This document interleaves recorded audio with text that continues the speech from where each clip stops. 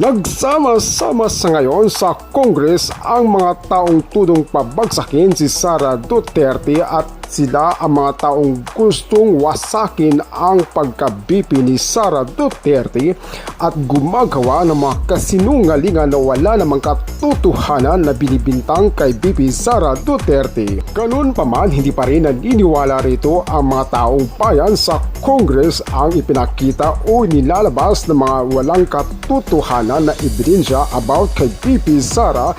Mas matalino pa sa ngayon ang taong bayan kaysa sa Congress. Magandang araw sa inyong lahat. Narito ang ating latest updates kay Vice President Sara Duterte sa final hearing ngayon sa Congress. Franz Castro gustong pabagsakin na si Sara Duterte na mawala umano sa posisyon bilang Vice President ng Pilipinas. Narito sa ngayon ang mga kasinungalingan ni Franz Castro about kay BP Sara. Manood po natin ang full video. Ako naman si Colander TV. On good government and accountability. Pero I just would like to put on record po yung aking manifestation na ako po yung nagsiwalat ng tungkol dito sa confidential fund. So hindi po ako kumbaga nasasapatan na matigil na doon sa AFP dahil alam naman natin wala rin po akong tiwala na magkakaroon ng partial investigation patungo doon dahil alam naman natin, tauhan nila yung involved. 'Di ba? Tao nila yung mga involved doon. Nakita naman natin doon sa ating mga investigation na wala namang national security involved. No? Wala namang ang involved dito, Mr. Chair, ay yung interest, national interest ng taong bayan.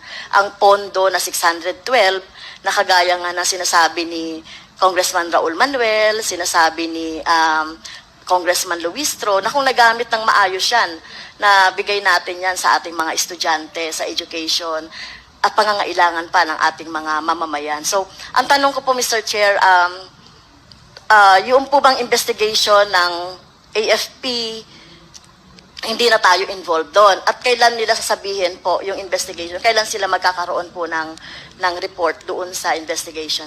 Kailan matatapos? Binigyan po ba natin sila ng time frame, Mr. Chair?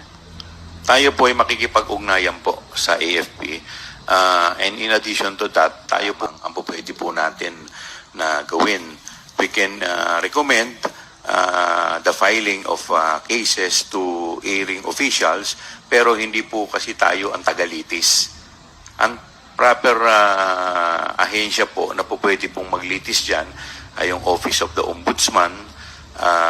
Ito po yung mga ahensya na dapat pong maglilitis. At sa hanay naman po ng AFP, ang alam ko po meron po silang JAGO kung tawagin po yan, or yung court martial, kung hindi po ako nagkakamali.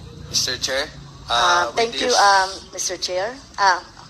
With the indulgence of Congresswoman Castro. Mr. Chair, Congressman Sia. thank you po, Mr. Chair. Naintindihan po natin yung hinaing ni Congresswoman Franz. Hindi nyo rin, you can answer it or not na. So, ibig sabihin, itutuloy na natin ito doon sa impeachment na lang, Mr. Chair. Itong mga findings natin dito. Through the Justice Committee na lang ba? Sa ngayon po, wala pa yatang gumagalaw sa impeachment no? Hindi pa naman ito na i-refer sa Justice Committee. No? At narinig ko kayo kanina, sinabi nyo, we have no time na for this impeachment. Kaya nag-aalala lang po ako na hindi natin mapapanagot si Sara Duterte dito sa kalokohan na ginawa niya sa confidential fund kasama ng mga binanggit na mga security at ilan pang mga kakonspire niya sa Office of the Vice President and the Department of Education.